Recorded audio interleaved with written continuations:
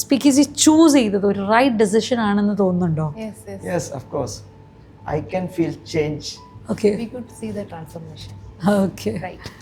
Okay എന്ത് change ആണ് feel ചെയ്യുന്നത് പറ? സ്പീക്കീസിൽ വന്നതിന് ശേഷം ഒരുപാട് സംസാരിക്കാൻ പറ്റി.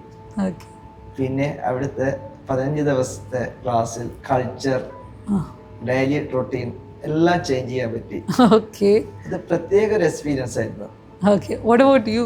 ഒരു ഇന്റർവ്യൂവിന് നമ്മൾ പോകുമ്പോൾ എങ്ങനെയാണ് ഒരു ഡോർ നോക്കിയത് കയറി തിരിച്ചിറങ്ങി പോകുന്നത് വരെയുള്ള എല്ലാ കാര്യങ്ങളും തറവാക്കി ഒരാളുടെ പേഴ്സണാലിറ്റി, പിന്നെ അതേപോലെ എന്നോട് ഫസ്റ്റ് ഞാൻ ക്യാച്ച് ചെയ്ത കാര്യമുണ്ട്, ഒരാൾക്ക് എങ്ങനെ ഷേക്കാൻഡ് കൊടുക്കണമെന്ന് കറക്റ്റ് പഠിപ്പിച്ചിട്ടുണ്ട്. ഓക്കെ അത് നമ്മൾ ഇങ്ങനെയല്ലേ കൊടുക്കുക, അങ്ങനെയല്ല എന്നുള്ളത് വരെ നമുക്ക് ചെയ്യാം. അപ്പോൾ ഇംഗ്ലീഷ് മാത്രമല്ല നിങ്ങളുടെ പേഴ്സണാലിറ്റിയിൽ തന്നെ മാറ്റം ഉണ്ടെന്നാണ് നിങ്ങൾ പറയുന്നത്. Yes. എന്ത് രീതിയിലുള്ള ചേഞ്ച് ആണ് നിങ്ങൾക്ക് തോന്നിയത്? സ്പീക്കിങ്ങിൽ നല്ല മാറ്റം ഉണ്ടായിരുന്നു എന്ന് പറഞ്ഞു.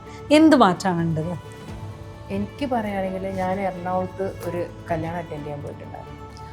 മാരേജ് ഫംഗ്ഷൻ കഴിഞ്ഞതിന് ശേഷം ഞങ്ങളൊരു വലിയൊരു ഹോട്ടലിൽ പോയിട്ടുണ്ടായിരുന്നു. അപ്പം അവിടെ ഇംഗ്ലീഷാണ്, അവർ വിദേശികൾ, അതായത് സെർവ് ചെയ്യാൻ നിൽക്കുന്നത് ആ ഒരു ഇതിലുള്ള ആൾക്കാരാണ്.